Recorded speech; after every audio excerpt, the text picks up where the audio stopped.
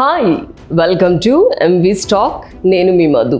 Refrigerator అనేది ఇప్పుడు ప్రతి ఇంట్లోనూ కామన్ అయింది. Vegetables, fruits, cooked food items ఫ్రిడ్జ్లో నిల్వ చేయడం అలవాటుగా మారింది. అయితే ఏవి ఫ్రిడ్జ్లో నిల్వ చేయొచ్చు, ఎన్ని రోజుల వరకు చేయొచ్చు, ఏవి నిల్వ చేయకూడదు అన్న నాలెడ్జ్ మాత్రం ఉండాలి. లేకపోతే ఫుడ్ పాయిజన్కి గురయ్యే ప్రమాదం ఉంది.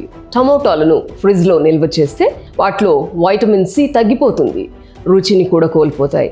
ఆనియన్స్ని ఫ్రిడ్జ్లో అస్సలు ఉంచకూడదు. తక్కువ టెంపరేచర్లో పెడితే ఉల్లిపాయల్లోని న్యూట్రియంట్స్ నశించి హానికారక పదార్థాలు పెరుగుతాయి. ఆలు విషయంలోనూ ఇదే అలర్ట్ అవసరం.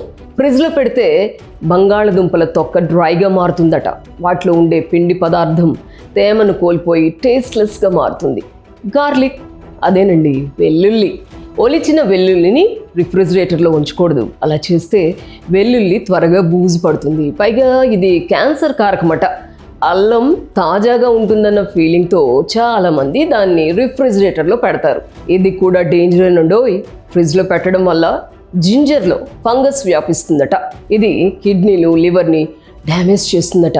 వండిన అన్నాన్ని 1 డే కంటే ఎక్కువసేపు రిఫ్రిజిరేటర్లో ఉంచితే అది కూడా విషపూరితంగా మారుతుందని హెల్త్ సర్వేలో తేలింది. Chilli sauce, tomato sauce, bread, రొట్టెల్ని ఫ్రిడ్జ్లో పెడితే వాటికి ఫంగస్ సోకుతుందట. వాటర్ మిలన్ ముక్కలను ఫ్రిడ్జ్లో పెడితే వాటిలో ఉండే యాంటీ ఆక్సిడెంట్స్ తగ్గిపోతాయి. అరటిపళ్ళని అస్సలు పెట్టకూడదు.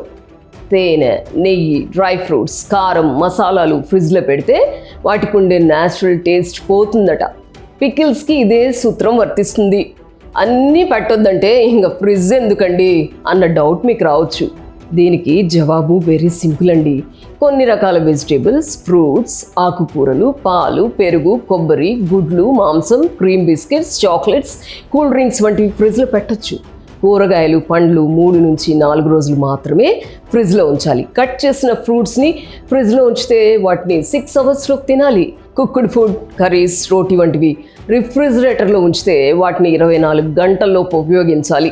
నాన్ వెజ్ని, బాయిల్డ్ ఎగ్స్ని 1 లేదా 2 రోజులు మాత్రమే నిల్వ చేయడం ఉత్తమం. లేదంటే ఆలస్యం ఆహారం విషం అన్నట్టుగా తయారవుతుందట పరిస్థితి. సో ఈ పాయింట్స్ని గుర్తుంచుకుంటారు కదూ. ఎందుకంటే మన ఆరోగ్యం మన చేతుల్లోనే. ఏమంటారు?